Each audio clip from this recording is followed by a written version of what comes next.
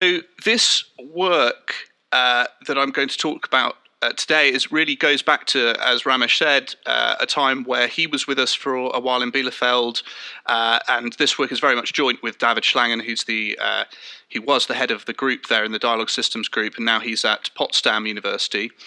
And so I'm sort of going back to work from there and sort of showing you how it's progressed in the last couple of years and where we're going with it now. So what I'm going to talk about first is give some background into disfluency processing in general in speech and in dialogue systems, which you guys may well be quite familiar with, but it's worth going over why we're doing this, and particularly from an incremental approach, why we would want to do this in the way we're proposing. Then talk about an approach we took where we were we believe the first people to try and do disfluency tagging, disfluency detection with deep neural networks. Then talk about a joint incremental disfluency detection and utterance segmentation task, which is going more towards the use in speech with speech recognizers. And then finally, talk a little bit about multitask learning, just where we're going at the moment with this. So, to motivate this, as an example, a small dialogue. Say I wanted to call Donald Trump from Europe on, I believe this is the number, 001-202-456-1111. I may not get through at the moment, but if I try to do this via voice, and it was a spoken dialogue system, so it was in a sort of hands-free type scenario that you may be well familiar with, I would probably not do it all in one go for a long number like that, but do it in increments. So I would start saying 001, and then the system might confirm back 001. It might say yes, and then carry on 202. System would say 202, yes, etc. So I would do it in these kind of little increments like that with these clarification checks and so on, which help ground the correct number. And so as dialogue system designers, we might presuppose the user says exactly what they intended and never changes their mind, and never gets it wrong or is never misunderstood. But clearly, this is not the case in reality. It's quite possible that the user may have misdialed vocally. So the user may start with 01 and then change their mind. So 01, no, 001. And then you'd want the system to be able to recover the intended repaired set of numbers, which would be 001. And then you'd go on, yes, 203, I mean 2. And then you'd want the system again to repair to be able to infer the repaired meaning 202, yes, 456. And so real conversation is full of this kind of thing with repairs, edit terms like no, and then repaired bits of the dialogue which replace or repair the previous bits. So we need a way for a system to deal with user self-repair, and it needs to recover the repaired meaning. So a first stab at designing a dialogue system that could deal with this would be to list all of the edit terms in the language, such as no, I mean, and so on, and treat those as repair indicators, because these are quite different to other words. They're quite, have their own lexicon, if you like, that allows you to say, oh, there's a repair coming up, so let's just list those. However, the data don't lie, as they say. From the most predictive upcoming repair signal, which is the filled pause, there is a repair only 15.5% of the time after that, at least in dialogues in the switchboard corpus.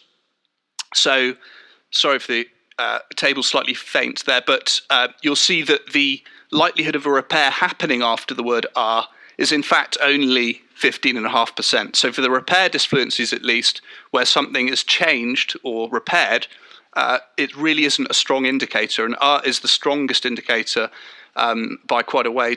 Then I mean, are actually far less likely to indicate a repair there. So yes, it's quite a difficult task in that sense, because you don't have these strong lexical indicators. Oh, do stop me and interrupt me, by the way, if you need to at any point. I just say I like to be interrupted if that's the way you'd like to do things. So let's have a look at the actual data then, the real empirical reality of disfluency in the wild in human-human dialogue. And what you get are utterances like these, so I'll just read them out. But one of the two things that I'm really... Our situation is just a little bit kind of the opposite of that. And it's like employments are contractual by nature anyway. So I've put the repair disfluencies in bold there. And what Elizabeth Schreiberg did in her thesis in 1994, and what has been sort of adopted onwards, was this notion that repair disfluencies have this regular tripartite structure, which looks a bit like this. So for the utterance John likes, loves Mary, likes is the reparandum, as the thing that's going to be repaired. Interregnum is the sort of middle part of the repair structure, which is like a pause before the repair part, and the repair loves here repairs the reparandum. And so that's the general structure that we're dealing with that we'd like to detect. And the edit terms that appear outside of this are things like you like, which often appear in an interregnum, but as we saw with the probability of a repair happening after them, they actually most of the time are simply hesitation markers or discourse markers that don't have a repair afterwards. They're more what Jonathan Ginsberg calls a forward-looking disfluency. So it's some kind of time-buying device rather than a repair signal. So these are the kind of phenomena that we'd like to detect.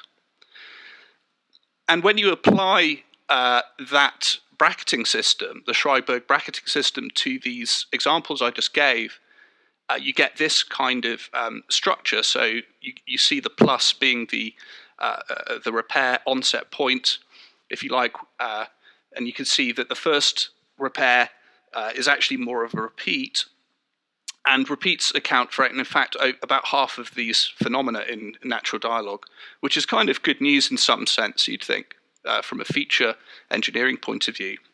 But our situation is just a little bit kind of the opposite of that, this kind of substitution repair. You've got many different types of structure for substitution repairs, and they account for 41.5% of all repairs. And then finally, and it's like employments are contractual by nature anyway, what I've called deletes here, or you could call them restarts actually, utterance internal restarts perhaps, they only account for 7%, but they're quite difficult to detect. And these are really repairs that don't have an obvious repair-reparandum sort of parallelism where the repair is actually repairing a reparandum. It's more just sort of starting again and sort of overwriting what was said in a sense.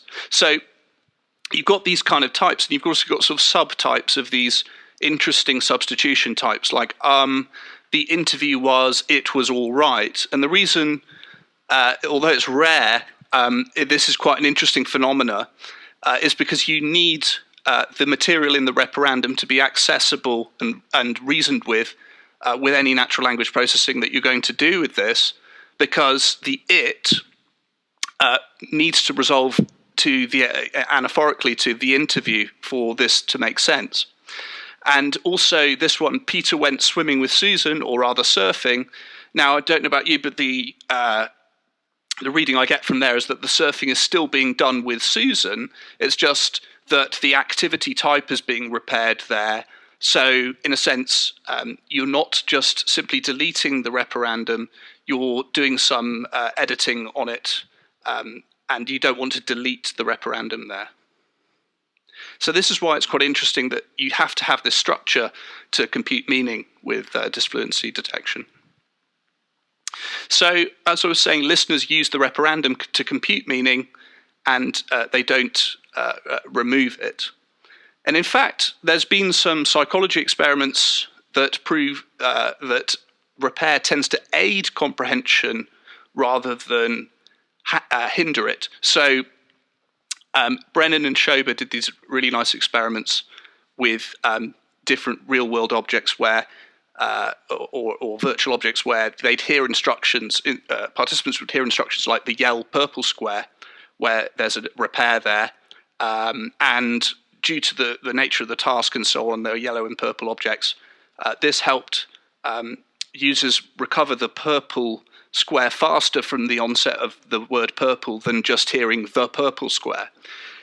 So people are doing this kind of live incremental comprehension, really using the information that there was a repair to make decisions faster rather than slower, which is interesting. And in clinical situations, which is the kind of application type area that we've been looking at recently, we've seen that repair rates per utterance can predict adherence to treatment for schizophrenia patients. It's a really interesting result, with different distributions between doctors and patients predicting different outcomes.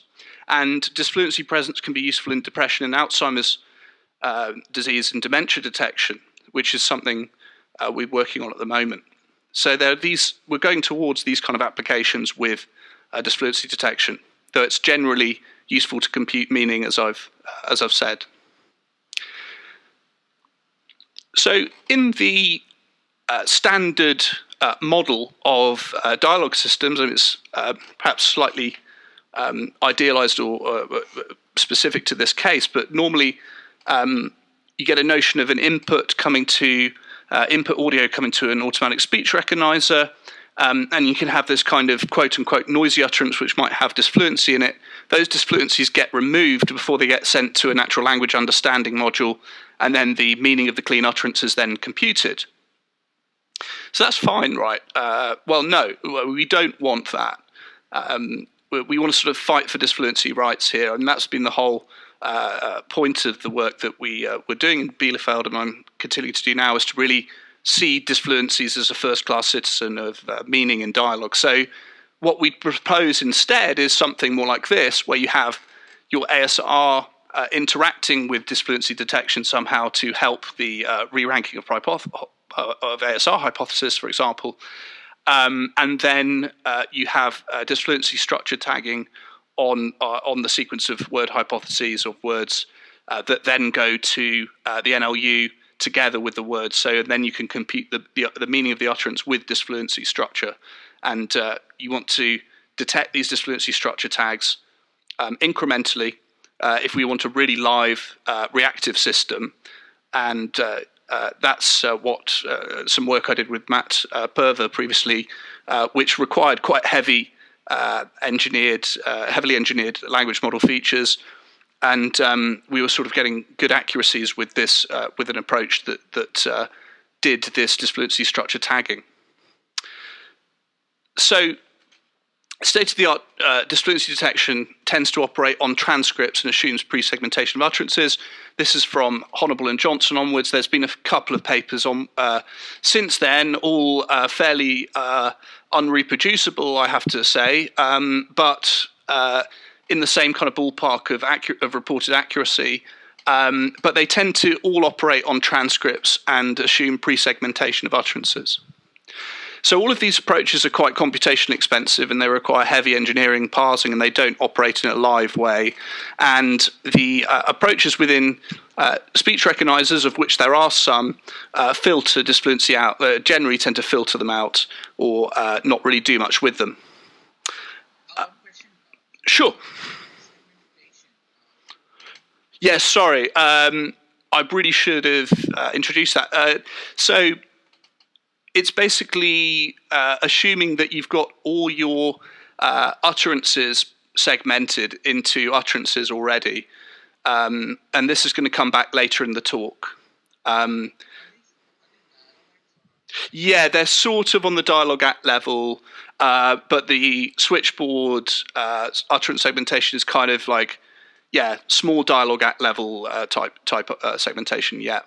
So, yeah, it's a good question.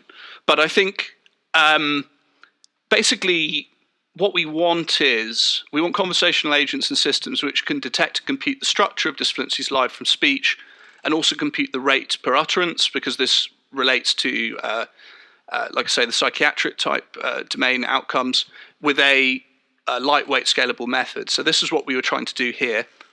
So the whole idea was to have a live joint disfluency detection and utterance segmentation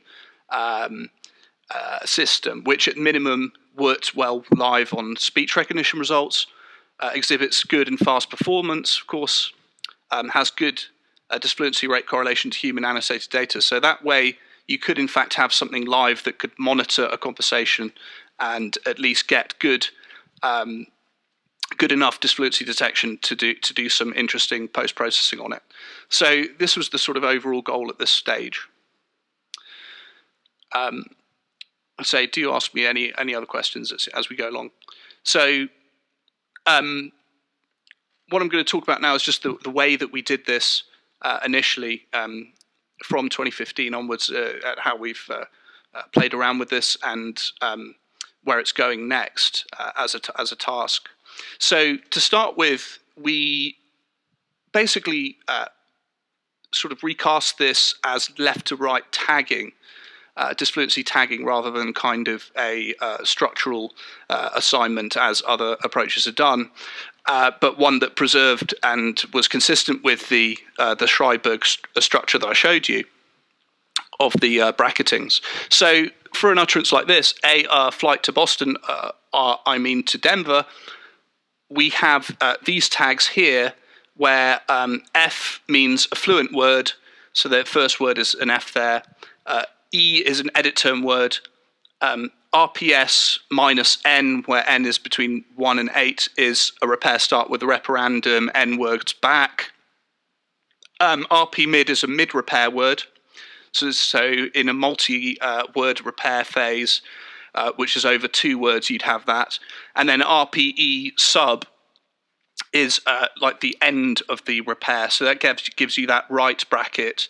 And it can be a substitution or a delete. So an RPE del would be a delete word there. So when you, some of them can form joint tags together, but there are 27 possible tags when you do that, that total. So you've got 27 possible tags and they're very sparse. So the predominant word, because of the general sparsity of the phenomena of disfluency, is a fluent word.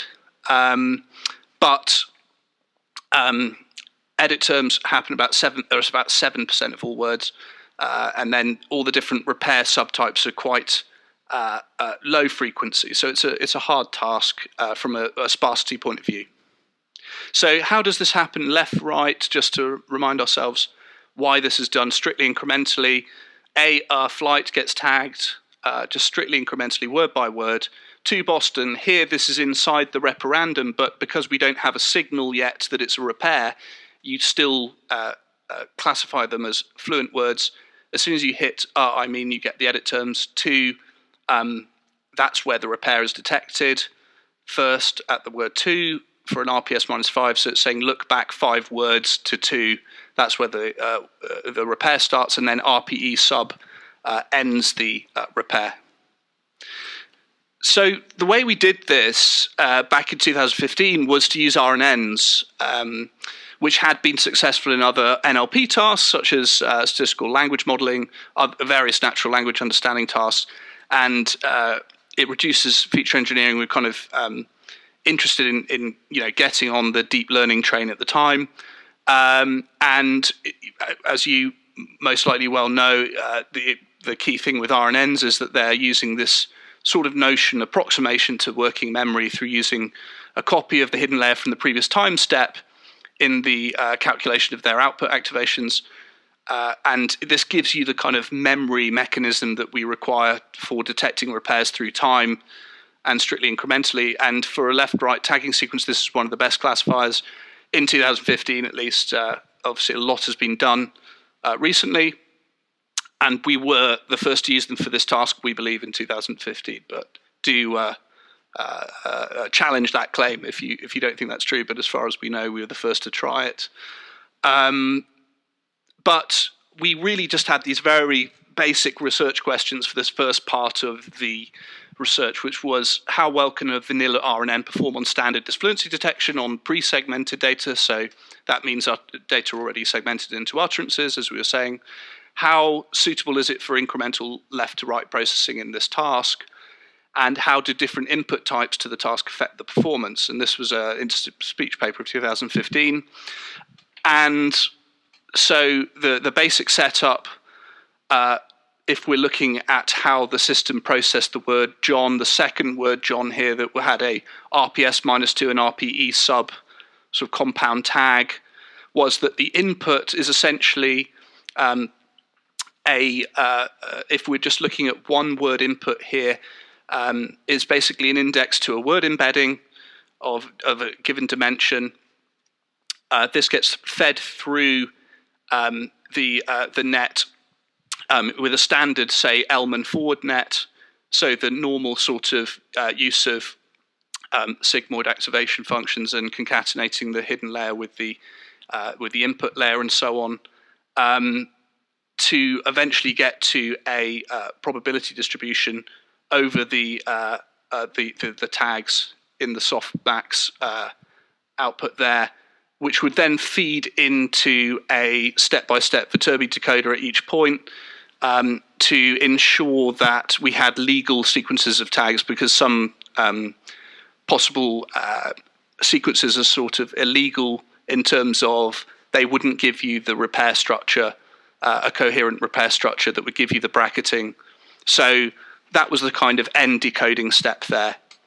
But this was just a very standard RNN to do this, and you'd take the argmax to get the tag at the end.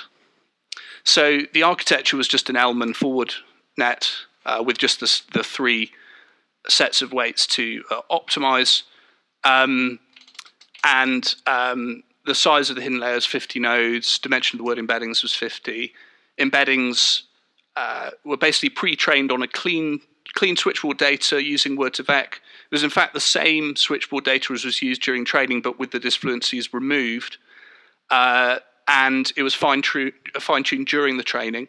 So it's not using big language model data at this point to help it. It was just using the same data essentially to get these representations.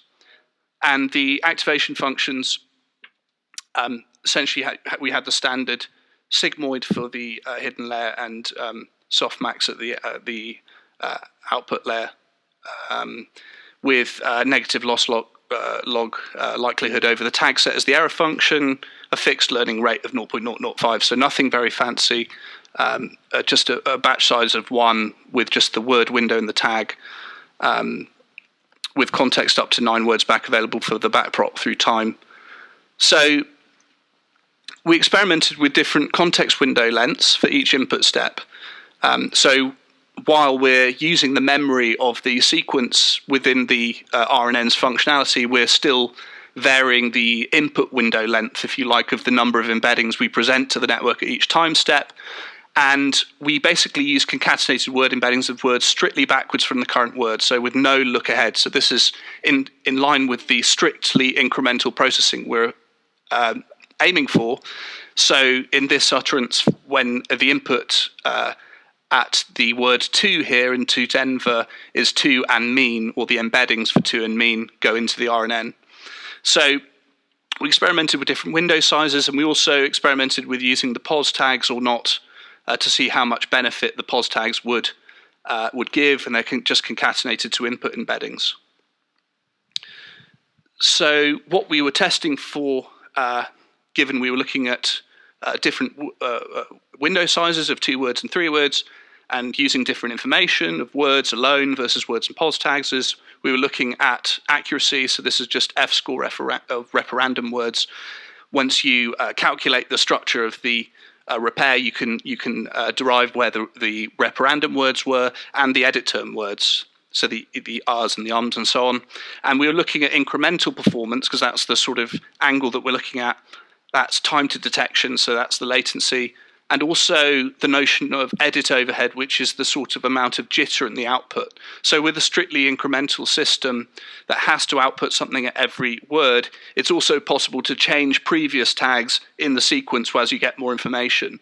And so a more stable system will have lower edit overhead, whereas a less stable system will have greater edit overhead because it changes its mind more. And we use the standard switchboard divisions of the data that Johnson and Charniak originally used, and our stopping criterion was just if there was no improvement after 10 epochs on the development set. So here are the results from this compared to the work that I did with Matt Purver, which was heavily engineered and required lots of manual engineering, and also a mechanism that explicitly went backwards to check for reparandom start points in the grey. So that's the sort of quote-unquote state-of-the-art of incremental disfluency detection, at least. I suppose, yes, as a first go at this with just an RNN with no tweaking whatsoever, we do reasonably well. We're certainly not eclipsing the state-of-the-art, but it was surprisingly effective. And you can see that the pos tags do make a difference. But interestingly, the extra input to the at each step to the network with 3 words going in rather than 2 didn't make a difference, and actually the 2-word input did better with pos tags, less well without them. So that's not bad in terms of the referendum detection score. I'm getting 71% there in our best system. And with the edit terms detection, which is an easier task because the vocabulary is much more idiosyncratic, we're still getting 90% on our best system, which is fairly good. And what's interesting with the edit terms is that after training, the embeddings, when plotted in a TSNE plot, tend to group in a similar sort of location. I don't know how relevant that is, but the and the O, which are the most lexicalized edit terms, are in the same sort of location there. But more needs to be done on the embedding, the embeddings, and why that's happening there. And with the incremental performance, our system is considerably is better than the state-of-the-art incremental detector, so it's much faster. So yeah, essentially, the fastest it could be is 1 word after detection, just the way this metric is set up, and our systems are very close to that, so it's a very fast detection. And in terms of the stability of the output, as I was saying, the amount of jitter, where the edit overhead here is basically the number of the proportion of unuseful edits. So here, while the final output is in the last row of this output, John likes loves Mary, with the 3 tags RM, ED, and RP. So there's only 3 tags there that are needed. However, there's 1, 2, 3, 4, 5, 6, 7 that have been produced. So it's sort of 7 over 3, if you like, or 1 minus 7 over 3 gives you an idea of how of the edit overhead. So it's the proportion of edits that were kind of unnecessary to get to the final result. And if you look at that, our system is incredibly stable. There's not much edit overhead at all in both systems compared to the state-of-the-art, slightly more with pos tags. But yeah, it's it's got great incremental performance in that sense. And if we want to look at where we're losing accuracy on the state-of-the-art, you can see that there's a clear degradation with the different length of repair. So the Hough and Purver 2014 one does quite well up to length 4. It drops quite a lot after that, but it's still reasonable, whereas the RNN one drops quite significantly with every repair back. And that's not least because of the sparsity of the longer repairs, but also there may be something about the vanishing gradient there, and we need to do something about that.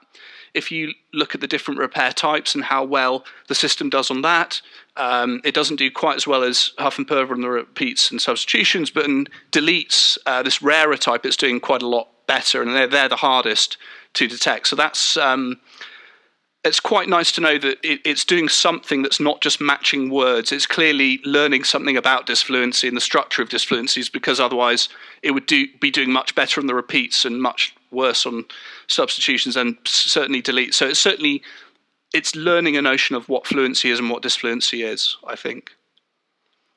So in conclusion from this part, it was pretty competitive with the state-of-the-art. our RNN system in terms of overall accuracy, and very competitive in terms of the edit term detection. The context window size doesn't make much difference with POS information, but without POS information, it does make a difference. And incremental performance was the state of the art. It was stable and responsive.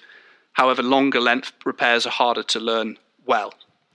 So we can kind of conclude that treating disfluency detection as a left to right tagging task can work quite well without any other structural information or feature engineering.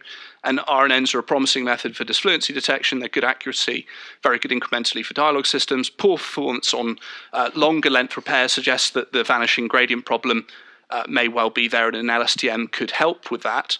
But one of the key problems with the overall setup is also, given it's trained and tested on pre-segmented transcript data, is it really suitable for using live is still a big problem here. And that's where we came up with a new task and a new setup to address that problem, which we're still looking into now. But this was the next phase of this, if you like. So, as Ramesh asked at the beginning with utterance segmentation, the task here is to divide the words as they come in into different utterances, which roughly equate to dialogue acts. So, a flight to Boston, I mean to Denver on Friday night or Friday. Thank you. The thank you is the last utterance there, and the rest of it, the previous part, was the first utterance. And you want to do this strictly incrementally.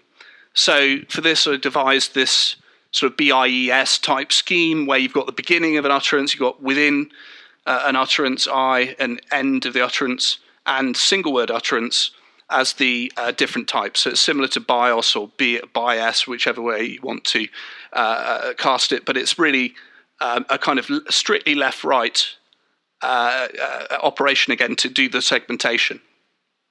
And now if you sort of divide it up in this way, where the dash means it's within following on from a previous word in the same utterance, and the dot means it's starting a new utterance or ending one. If you look at it this way, it's not quite as sparse as the disfluency task. So about 10% of words begin an utterance, 10% end, 76% are within, so it's still a dominant class, and only 4% are single word utterances. But that's a slightly kinder starting point than the very sparse tags I showed you earlier. So there are also constraints on this possible set of tags when you combine the tags with the disfluency tags. So the idea was to put these tasks together as a joint task. However, you can sort of reduce the combination of this by these constraints. So the first one is that repair onsets cannot begin an utterance. By definition of first position repairs, they need a preceding reparandum in the same utterance. So that's one thing you can get rid of, is repair onsets beginning at the start of an utterance. The next one is, the next constraint is that repairs must be completed within the utterance in which they begin. And the last one is utterances can be interrupted or abandoned, but these are different to within dialogue act repairs. So this last one actually comes back to be slightly problematic in the end, I think. But you can kind of add these constraints to the system such that the joint tag set is not 4 times 27, but it's much less than that. And the 0 here indicates that the joint tag is in the set, and the 1 indicate the 0 means it's not in the set. Sorry, the 1 means it is. So the F in the middle of an utterance is obviously there. And it's there at the end of an utterance as well, whereas the RPS minus tag cannot happen at the end of an utterance. It can't happen at the beginning of an utterance, or it can't happen at the beginning of an utterance. It can't be a single word utterance either. So there are various constraints on that. And in a simpler version of the task, which we look at now, which really looks at just the getting the repair onset word, rather than the full structure, so just to know when the repair is first detected, if you like. There is even a reduction of the type of tags you can do there, because you can't have single word utterances that are just a repair tag. So, and you can't have repairs beginning utterances again. So those two could be removed from the set of 12 that would have been there otherwise. And the other thing we added into this that we didn't have before was using timing, word timing. So for every word that could come from a speech recognizer, you can get the beginning and end time of the word. This feeds into the incremental tagger. And we wanted to see how well we could do by adding in that information. So that was the other addition to the features here. So the research questions really were, can a neural net system which performs both of these tasks jointly help improve equivalent systems doing the individual tasks? Then to what extent does an LSTM improve over an equivalent RNN, particularly for longer repairs? So this was to see if we could get rid of the vanishing gradient problem. And then finally, to what extent can word timing data help performance on either task? And this was a 2017 EACL paper. So we used an LSTM for this task. So we had the standard embedding input as we did in the last task, but then we fed it into a big black box called an LSTM, which, well, of course, you guys would probably know the mathematical properties of it, so let's not make it a black box. With the input, forget, and output gates operating to basically have a memory facility that's much more sophisticated there. And I won't go into the equations now, but they're in the paper, and obviously it's a very well-known system now. Feed that through the system to get an output softmax layer. We tried combining a softmax classifier, just a simple logistic regression layer like a perceptron for the timing information, and combine that later on. But we could, in fact, have concatenated that into the input as well. But that's how we did it in this particular paper. And the architecture was, we tried comparing the Elman architecture that we had before, but for this new task with the LSTM. We had 50 nodes, was the size of the hidden layer, and the embeddings were again 50. So we tried to keep everything exactly the same as much as we could, and this was done in Theano, so we had quite a bit more control than perhaps you get over Keras and so on, that you could really look at the equations and the operations to make sure it was as similar as possible with extra with this extra memories facility, and the embeddings were the same as the last task with this pre-trained word-to-vec embeddings. So what we were looking at was looking at the three different tasks. So we experimented with having disfluency only, utterance segmentation only, and a joint tag set. And we looked at different inputs again, say words and pos tags with timings versus without. So we wanted to see the effect of timing. And we compared the architectures of the Elman RNN versus an LSTM. So again, we looked at the accuracy of repair and edit term detection. We looked at utterance segmentation accuracy with this new task, and the correlation of repair rate against the gold rate per speaker, because that's what we were interested in at the outset, was having an accurate repair rate as well. And then we were looking at incremental performance. So this was time to detection again, edit overhead. So let's see how we did. And additionally, we not only tested on transcripts from the standard switchboard data, but also got speech recognition results from the IBM Watson system. And so we looked at the performance based on the timing windows from the speech recognition results as well, not just the transcripts. So here are the results. On disfluency detection, we see that the individual task doesn't do quite as well as the joint task. So there's a slight boost there of we're sort of looking at whether the joint task can do better, and it does, which is nice. And then with the edit terms, again, there's a slight boost with the joint task, and it's getting very good results there. And note that this is a harder task than the standard disfluency detection, because we're doing utterance segmentation as well. And if you look at the utterance segmentation, we're doing very well and quite competitive with reported state-of-the-art results there. We're getting 75% nearly there.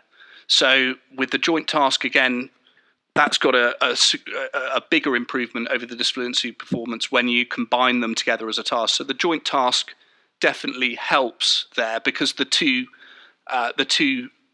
phenomena interact. And in the NIS2 SU score, the NIST SU score, we're actually doing much better again with the joint task. So by all measures, the joint task setup is helping here. And when we look at the correlations that we were looking for in terms of repair rate per speaker, so how well does it sort of get the overall repair disfluency rate per speaker, you've got a sort of 92% correlation with the transcript, or an R of 92, and then with the ASR results, we're still getting 81%. So using live ASR results, we get very good correlation in terms of repair rate. So this is clearly quite a useful system that's good to go, at least on that level. So it's quite a useful tool, I think. If you look at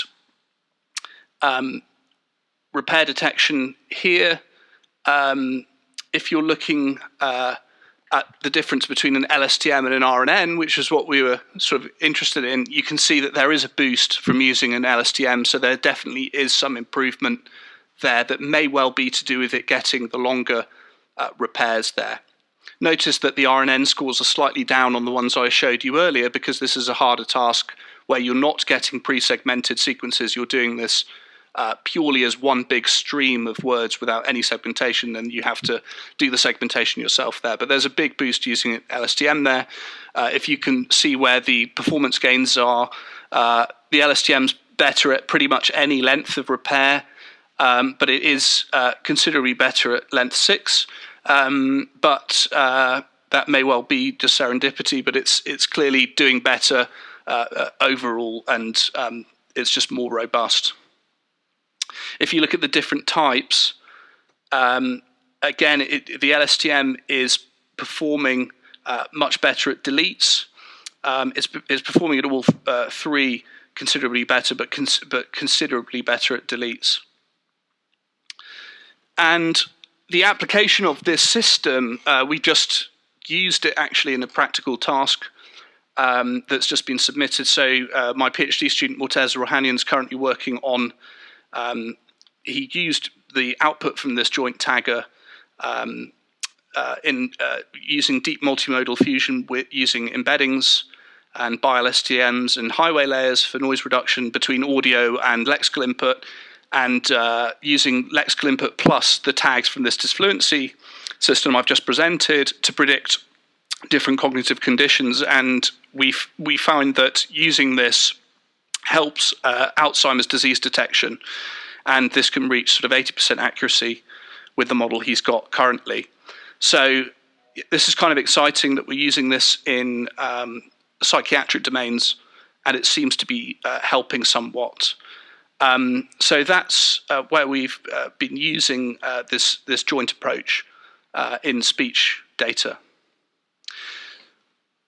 So I think we can conclude from the joint task tagging that repair detection is competitive with the state-of-the-art despite no segmentation. Edit term and utterance segmentation detection is towards the state-of-the-art, so that's very good, or nearly there. The joint task improves over individual ones.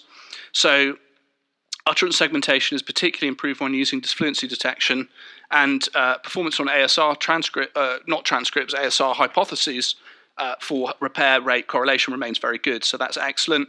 There's still problems with memory for learning longer repairs and rarer repairs, so that still remains to be solved, I think. And if you see the paper, you'll find that the timing information invariably improves utterance segmentation, but not really repair detection. So I haven't mentioned the timing results there, but it definitely helps segmentation. And the final thing I'm just going to talk about is disfluency detection in multitask learning. So we clearly have seen benefits of using this joint tag set of disfluency tags and utterance segmentation tags. However, we'd want to include other tasks in scaling up this joint task approach. So, for example, POS tagging and language modeling. But doing that means that the tags become huge, because you have to factor in all of the tags over the existing ones each time.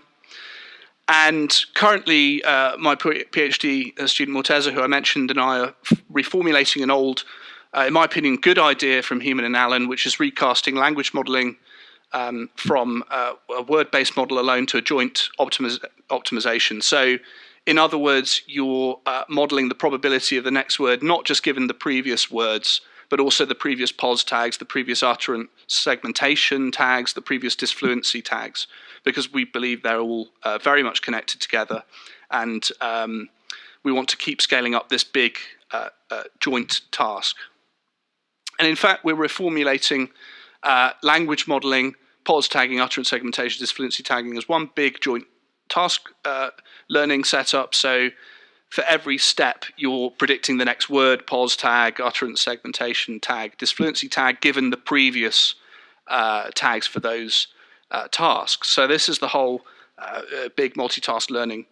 And we can experiment with different loss functions to see which is most effective. So some things like summing loss functions over all those tasks, using uncertainty as well. And we've been experimenting with these different types of loss functions. And currently, the preliminary results show we can improve not only language modeling, but disfluency detection and utterance segmentation when posing this task in this way, while the POS tagging performance remains the same, and that's very high and difficult to improve throughout anyway. So it's a very promising avenue at the minute that we're quite excited about, is doing this joint task formulation of a language model. So in conclusion, I'd say what we do need incremental disfluency detection in our dialogue systems is the first thing. I hope I got that across in the first part of the talk. Secondly, I think the deep neural net tagging methods with no feature engineering can work well for disfluency detection. So just using words, POS tags, and word timings for input works very well. Treating disfluency detection and utterance segmentation as a joint task works well, showing interdependence of these tasks. And a good performance can be achieved in overall repair rate correlation on ASR results. So this is good news for clinical applications. Now, in future, we really need to challenge this sparsity problem and the vanishing gradient problems. I'd like to include even more tasks in this multitask learning approach, including dialogue act tagging.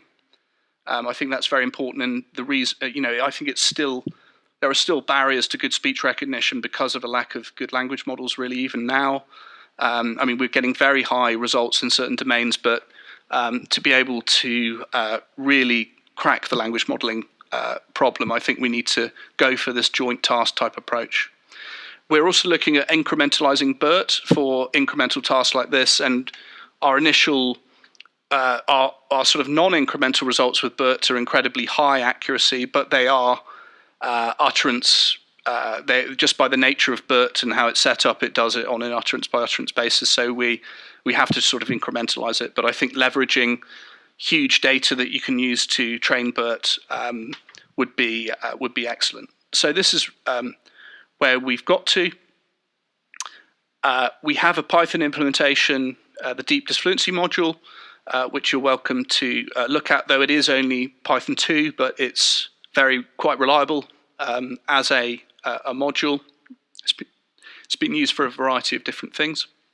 But soon we're going to release Python 3 version with TensorFlow rather than Theano soon.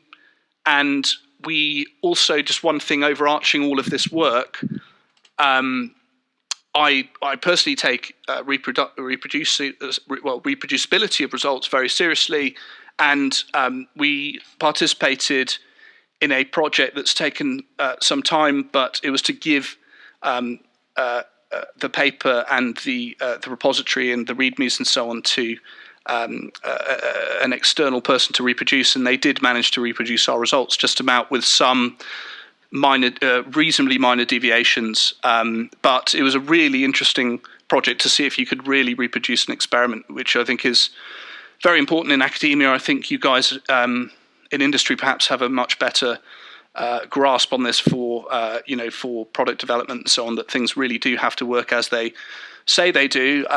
But in academia, there is still a big problem with reproducibility. So pushing for reproducibility even in a machine learning setup is still quite difficult, and we're still working on it. But we have done our best to do that. So yes, that's it. Thanks very much for listening.